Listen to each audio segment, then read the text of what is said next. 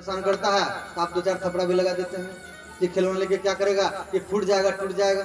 इससे अच्छा तो रसगुल्ला खा लो, मिठाई खा लो, जलेबी खा लो। बच्चा को जब तक आप खिलौना नहीं देंगे तब तक वो शांत होने वाला नहीं है।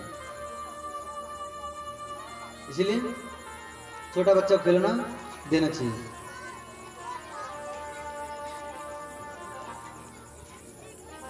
नंद जात उत्पन्न जाता हलाद आहुति विज्ञान वेद ज्ञान सनातः शुचि अलंकृत। तो यहाँ पर भगवान श्री कृष्ण का जन्मोत्सव श्रीमद् भागवत में 18 श्लोक में दिया गया है। और भागवत में 18,000 श्लोक है और 18 जो है ये पूर्ण अंक है। 1 और 8, 1 + 8 9, 9 जो है पूर्ण अंक है। 9 को पूर्ण अंक माना गया है। क्यों? तो भगवान राम का जो जन्म हुआ था चैत्र मास शुक्ल पक्ष 9वीं तिथि को हुआ था। 9वीं तिथि मधुमास पुनीता, शुक्ल पक्ष अभिजित हरिप्रीता। ये 9 क्या है तो पूर्ण अंक है। और 9 को 2 गुना करो तो 9 दूनी 18, 1 और 8 9, 9 को 3 गुना करो तो 27 होगा। तो 7 और 2, 2 को और 7 को जोड़ो कितना होगा 9। 4 गुना करो उसको 36 होगा। 3 और 6 9 होगा। 9 जो है ये पूर्ण अंक है। तो इस प्रकार गोस्वामी तुलसीदास जी महाराज त्रेता युग में चैत्र मास शुक्ल पक्ष 9वीं तिथि को जन्म लिए थे।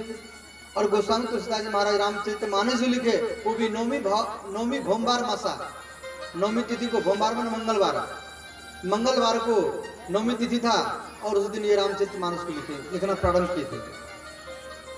और राम मंदिर का जो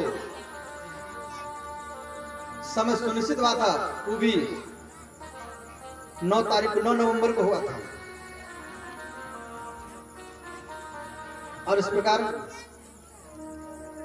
नंद जात उत्पन्नो जाता हलाद महामनः आयु प्रज्ञान वेद ज्ञान सनातन शुचि अलंकृतः। इस प्रकार श्री बालकृष्ण के जन्मोत्सव को देखने के लिए सब देवता लोग ऋषि मुनि आए हैं। तो कृष्ण सबका है, वो केवल नंद यशोदा के नहीं है। आप कृष्ण कथा श्रवण कर रहे हैं तो भगवान श्री कृष्ण आपके भी हैं। तो यहाँ पर यशोदा मैया के महल में ब्रजवासी गोपी लोग आ रहे हैं बालकृष्ण का दर्शन करने के लिए। बहुत कुछ भेंट कर रहे हैं, कोई सोना चांदी कपड़ा फल मूल भेंट कर रहे हैं, कोई चुमन दे रहे हैं, कोई चुमन ले रहे हैं। तो यशोदा मैया के महल में एक ब्राह्मणी आकर के रोने लगे। और यशोदा मैया बोली आप क्यों रो रही है? तो फिर वो ब्राह्मणी ने कहा जी तेरे लल्ला का दर्शन करने के लिए सब सोना चांदी फल मूल कपड़ा लेके आते हैं और हमारे पति दिन भर गीता रामायण भागवत का पाठ करते हैं, परंतु हमारे पति गरीब है, हम खाली हाथ में आए हैं और मैं सोच रही हूँ तेरे लाला का कैसे दर्शन करूं। तो यशोदा मैया क्या किए, वो बालकृष्ण को उठा करके और ब्राह्मणी को गोदी में दे दिया और कहा ये लिए तेरे लाला है। अब ब्राह्मणी खुश हो गई। इसमें पुत्र को जन्म दे नहीं सकती है। और इस प्रकार गोकुल में छोटे छोटे बच्चे हैं वो आकर के नंद बाबा के महल में खेलते हैं। और यशोदा मैया नंद बाबा वो बच्चों के साथ में खेलते हैं और उनको भोजन करवाते हैं। तो एक दिन क्या हुआ, यशोदा मैया वो छोटे छोटे बच्चों के पास में आया और कहा लल्ला चलो भोजन करो। तो छोटे छोटे बच्चे बोले अरे भैया आज हम भोजन नहीं करेंगे। तो छोटे छोटे बच्चे ने कहा क्यों नहीं करेंगे भोजन, और आप मुझे देख करके रोते हैं, इसलिए हम एकादशी मैया को कहा है कि आपके घर में कुछ कम समय में आपको संतान की प्राप्ति हो इसलिए हम सब मिलकर के एकादशी व्रत किया है। तो यशोदा मैया नंगा बा बच्चों को देख करके रोने लगे। तो इस प्रकार कृष्ण कथा आप श्रवण कर रहे हैं, इसलिए भगवान श्री कृष्ण आपकी भी हैं। तो इधर एक कंस एक राक्षसी को भेजा जिसका नाम है पुतना। पुतना का अर्थ क्या है? पुत नाम का एक नरक भी है, और जिसको कोई जिस स्त्री को कोई पुत ना हो उसको पुतना भी कहा जाता है। तो कंस ने कहा, पुतना मेरा शत्रु कहां जन्म ले चुका है, जन्म लिया है वो मुझे मालूम नहीं पड़ रहा है, और तू ब्रज में जा, इस महीना में जो भी बच्चा जन्म लिया है गोकुल में, नंदगांव में, बरसाना में, गोवर्धन में जो भी बच्चा जन्म लिया है उसको तू खून पी करके भगवान श्री कृष्ण को मारने के लिए। तो सुंदर स्त्री का रूप बनाई और स्तन में जहर भर करके दूध पिलाने के बहाने से नंद बाबा के महल में प्रवेश कर चुकी है। तो यशोदा मैया को बोली, यारी बहन, जब इतना सुंदर स्त्री को देखा यशोदा मैया तो बोली, बहन मैं तुझे पहचान नहीं पाई। कारी बहन, मैं तेरे लल्ला का दर्शन करने के लिए पड़ोसी गांव से आई हूँ, तो हमें अपने लल्ला का दर्शन करा दो।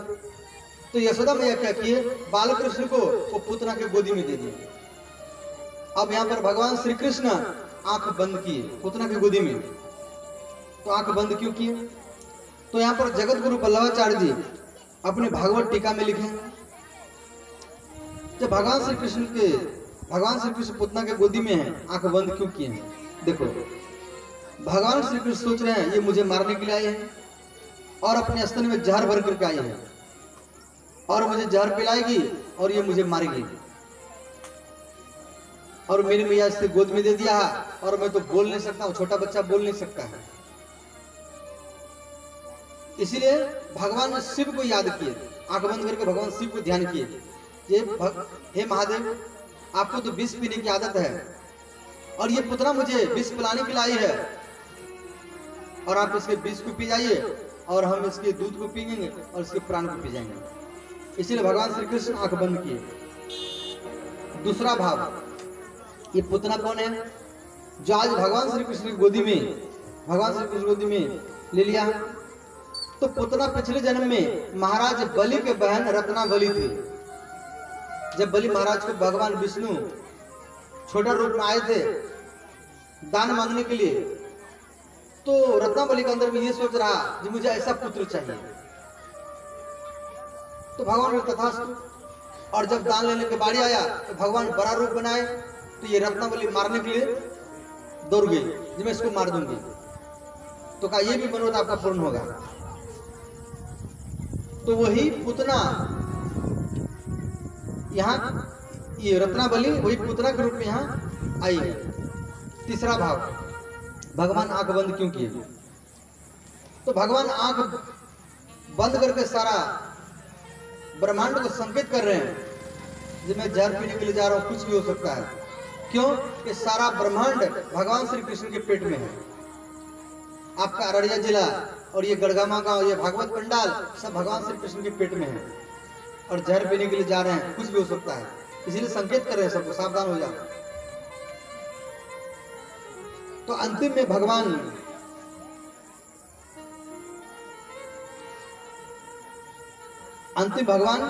पुतना के विष को पिए, फिर दूध को पिए, अंतिम में प्राण को पीने लगे। जब प्राण को पीने लगे पुतना चिल्लाई, सा मुंचा मुंचाली प्रवासिनी। अब यहाँ पुतना कह रही है छोड़ छोड़ छोड़। जब कोई बच्चा दूध पीता है माँ के गोद में, तो एक हाथ ऐसे गला के ऊपर में रखता है। भगवान श्री कृष्ण विष पी रहे हैं, दूध पी रहे हैं, जब प्राण पीने लगे तो कंठ को दबाए। तो पुतना कह रहे हैं छोड़ छोड़ छोड़। तो यहाँ भगवान श्री कृष्ण कह रहे हैं मुझे तो छोड़ना नहीं आता है, मुझे तो पकड़ना आता है, और जिसको मैं एक बार पकड़ लेता हूं उसको छोड़ता नहीं हूं। अंतिम में पुतना के प्राण को भी पी गए। पुतना विशाल राक्षसी है। जब पुतना के प्राण निकल गए तो पुतना जमीन पर गिरी, छह